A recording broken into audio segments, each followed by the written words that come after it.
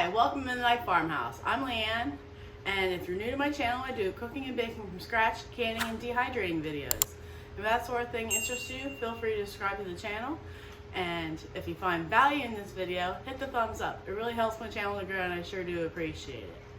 Today, I'm sharing with you my favorite go-to beef roast slow cooker dish. I've been making this at least 2 years now, and I absolutely love it. I've actually done this with chicken, and that's great. I've even taken that to a fellowship meal.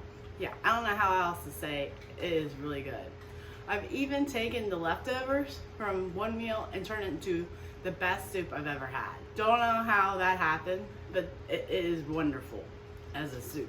So let's get started, shall we? For this recipe, you're gonna need any size chuck roast, with or without the bone. And you're gonna need pepper rings. I suggest at least a half a cup of pepper rings or a whole jar, but not this size jar. Maybe like a pint of pepper rings. The more the better, but I'm not using this gallon size jar.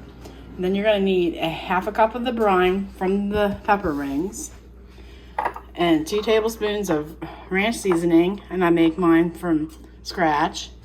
An Italian seasoning mix, which I make mine from scratch, and I'm going to show you how to make that today in this video. The recipe calls for a stick of butter, but I think I'm going to put only half the stick in. I did it the last time and it seemed to be just as good. So alright, let's get to putting this all together. To make homemade Italian dressing mix, you'll need 1.5 teaspoons of garlic, a tablespoon of onion powder. I'm using my homegrown homemade onion powder. 2 tablespoons of dried oregano, a tablespoon of dried parsley, a tablespoon of sugar. Original recipe calls for 2 tablespoons of salt, but I think that is way too much, so I'm only using 1 tablespoon. And a teaspoon of black pepper, a 1/4 teaspoon of thyme, and a 1/2 teaspoon of celery powder or flakes or leaves. So we're going to add our garlic and onion powders, our oregano and parsley, our salt and sugar, our black powder and basil, and thyme and celery. And just whisk together. Now, if you wanted to actually make salad dressing with this, you would take 2 tablespoons of this mix with a 1/4 cup of vinegar and 2 tablespoons of water and 1/2 to 2/3 cup of olive oil or canola, and shake it well. Then when you're done using it, obviously put it in the refrigerator.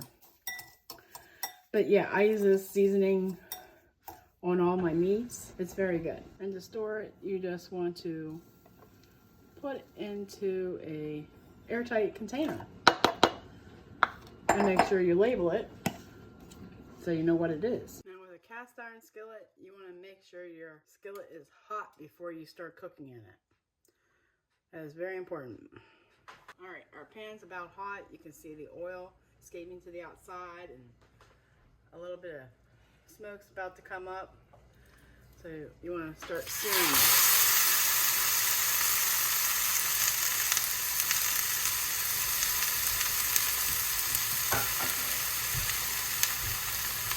You want to cook it on each side for about 5 to 6 minutes. Pardon my reach.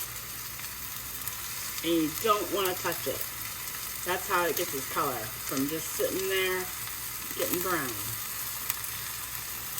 This will also give it a head start in cooking when it gets into the slow cooker, but the longer you let it cook, the more tender it will get. Chuck roasts tend to be a tough cut of meat, so it needs extremely low and slow temperatures to give it any chance of being good for your stomach.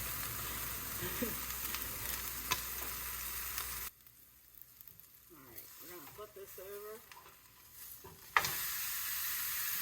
And look at that color.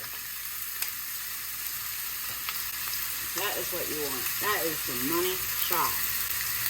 Alright, I'm going to stop talking and I'm going to get back to cooking here.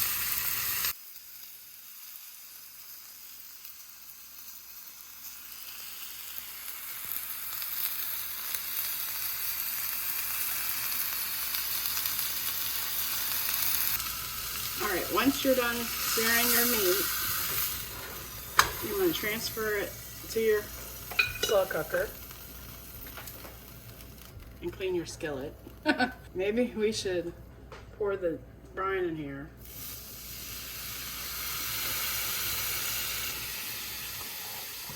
Just to get those bits of goodness off the bottom of this pan. We don't want to miss out on that flavor. So I'm just going to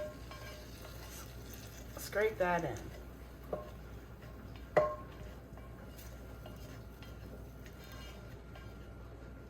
Then you want to clean your pan. Then after that, it's pretty simple. You just want to add your brine, your ranch seasoning,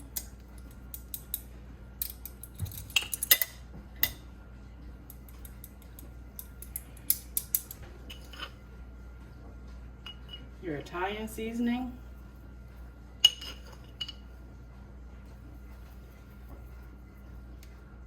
and I love these measuring spoons.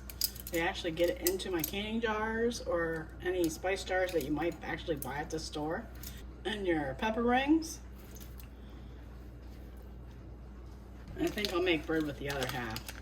And of course, add your butter and then your lid. And we're gonna cook for 8 hours on low or until husband comes home. That's the rule around here. Whichever comes first. Which is probably the latter.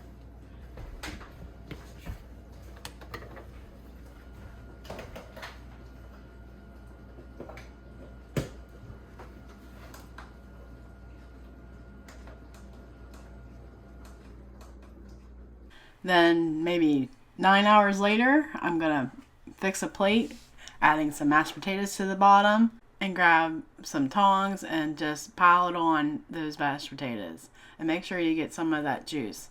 The juice makes an excellent gravy.